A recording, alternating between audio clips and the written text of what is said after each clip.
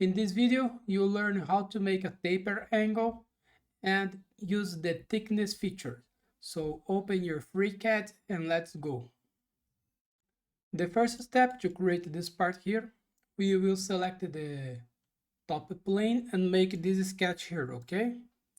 Here will be our midpoint. So the first thing that you make, create this arc here with 25 millimeters, okay? So open the FreeCAD, go to parametric part and select the create a sketch and select the top plane. Here select create arc by center, okay? Click here at the midpoint. The radius here is 25 millimeters. Create an arc here, okay. Now we need to create this rectangle here. We created this arc, now create this rectangle, okay. 50 by 50 millimeters, okay. So go to rectangle, click at this point here, make a square here, né?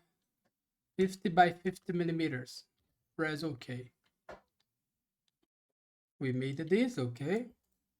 Now select this line here and select the toggle construction geometry, okay. We made this. Now leave the sketch. We needed to extrude this 25 millimeters and we have the taper angle here with 15 degrees, okay. So let's create this. Go to pad features. The length here is 25 millimeters, okay.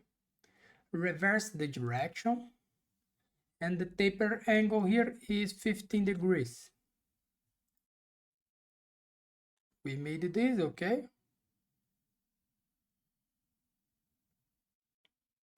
Press OK. We made this. Now we need to make a hollow here, a hollow body. So the thickness of this body here is 5 millimeters, okay.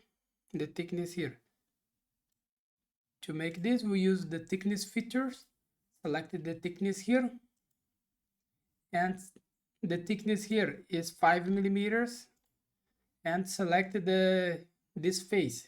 We needed to select the face that we want to remove, okay. And press OK. We made this. Here we finish our exercise. So thanks for watching. Subscribe my channel for more and see you in the next video. Bye bye.